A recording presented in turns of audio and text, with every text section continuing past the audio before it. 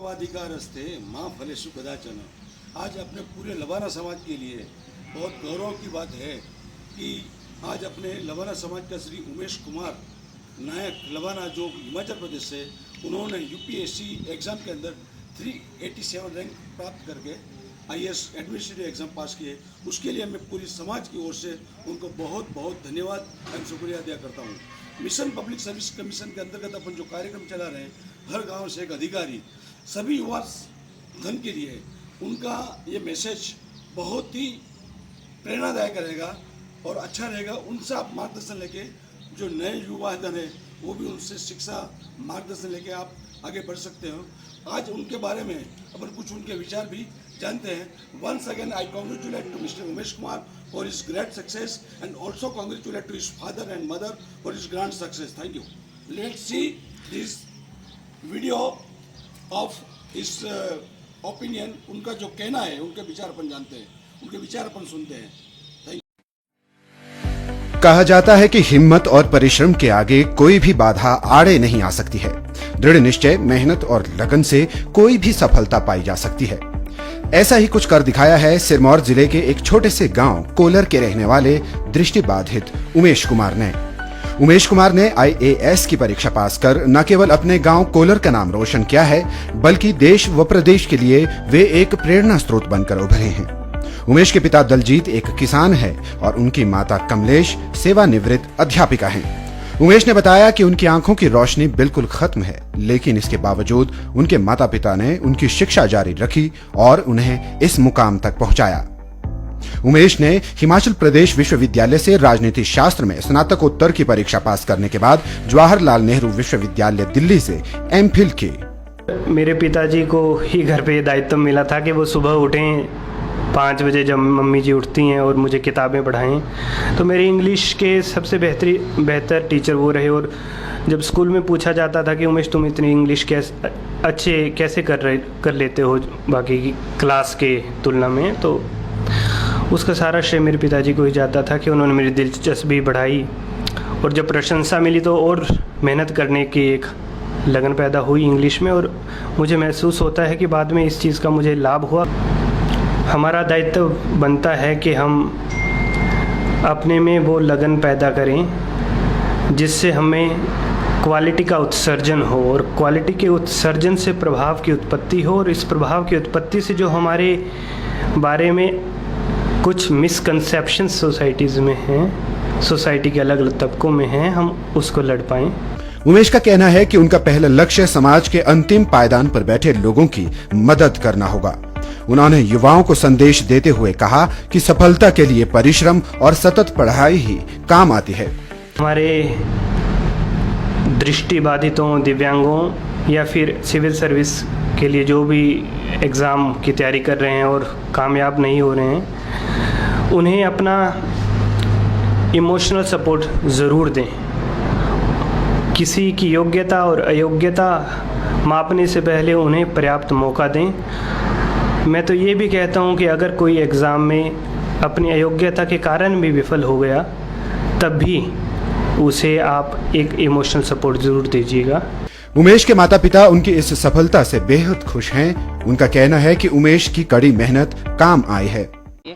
उमेश जी, अभी आप जेएनयू में स्टडी कर रहे थे, क्या आप कुछ कहना चाहेंगे? एक बड़ा मुकाम आपने हासिल किया है। पहले तो लाइव टाइम्स टीवी की और से आपको बहुत बहुत बधाई।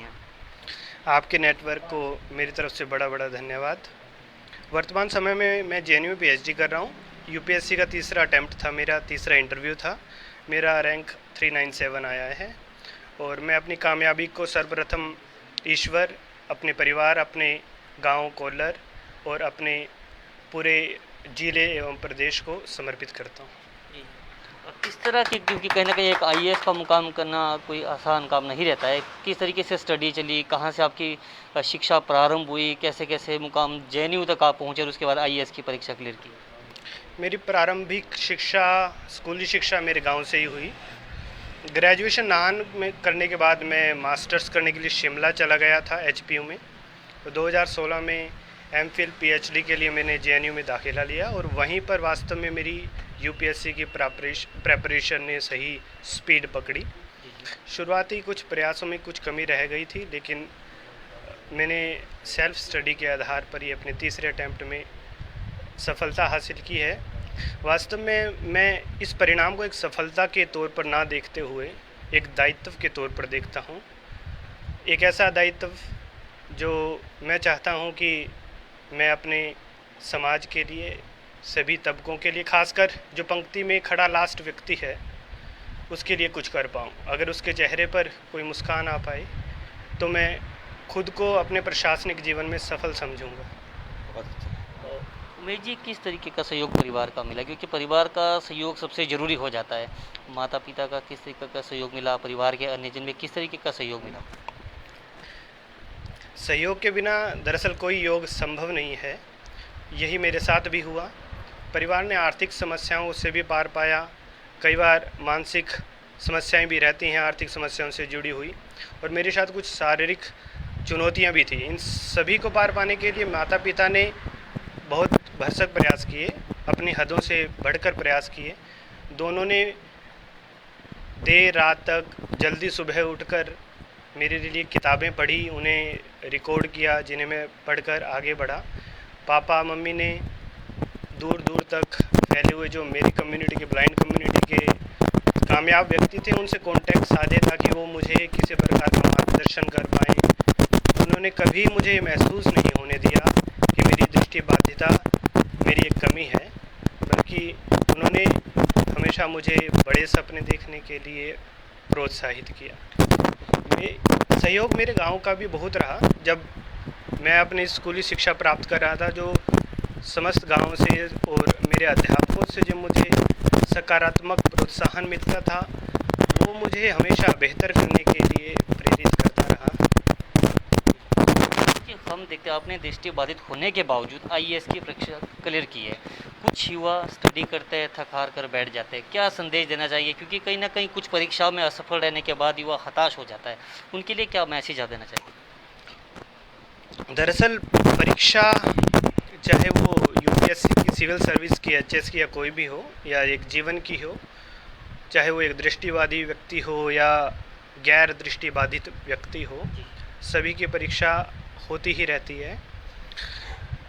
मुझे अगर एक ही बात कहनी हो तो यही है कि परीक्षा के दौरान आपको हारने के बहुत वजहें मिलेंगी, आपको बहाने बहुत मिलेंगे कि आप कुछ समय रुक जाएं, ठहर जाएं, लेकिन आपको कामयाब होने के लिए, आगे बढ़ने के लिए सिर्फ एक वजह की ज़रूरत है कि you want to do something for your society.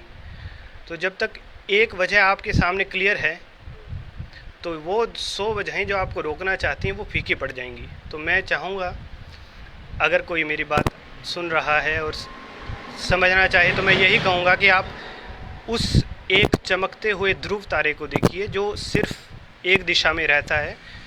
सूरज के छिप जाने के बाद भी वो सभी का मार्गदर्शन करता है। वो आपका लक्ष्य है, उसकी तरफ बढ़िए। कि आप एक प्रशासनिक अधिकारी के रूप में सामने आ गए हैं, एक कई जिम्मेदारी अब आपके ऊपर रहेगी। पहली प्राथमिकता क्या रहेगी? क्योंकि लोगों के लिए अधिकारियों का अलग अलग नज़रिया रहता है। किस कैटेगरी के लोगों तक या विशेष कुछ आपने मन में सोचा हो कि मैं समाज के इस वर्ग के लिए कुछ विशेष करने की सोचूंगा?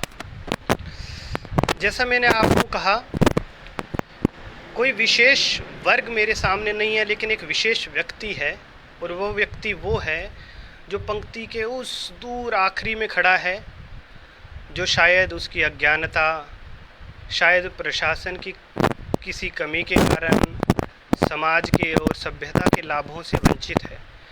तो मैं चाहूँगा, एक प्रशासनिक अधिकारी के तौर पर, जो सरकार, जो हमारा सरकारों के द्वारा कानून बनाए गए हैं, नियम बनाए गए, स्कीम्स बनाई जाते हैं, लाभ होते हैं, वो एफिशिएंसी के साथ उस लास्ट व्यक्ति तक पहुँचे और उसके चेहरे पर स्माइल आए। ये मैं चाहता हूँ। जी, बहुत बहुत बधाई आपको। बहुत बहुत धन्यवाद आपको। उमेश जी के पिता भी हमारे साथ मौजूद है। तो बेटे ने एक बहुत बड़ी उपलब्धि हासिल की है। बेटे से क्या उम्मीदें आपको थी? बेटे ने, जैसे हमारी बातचीत अभी, उन्होंने कहा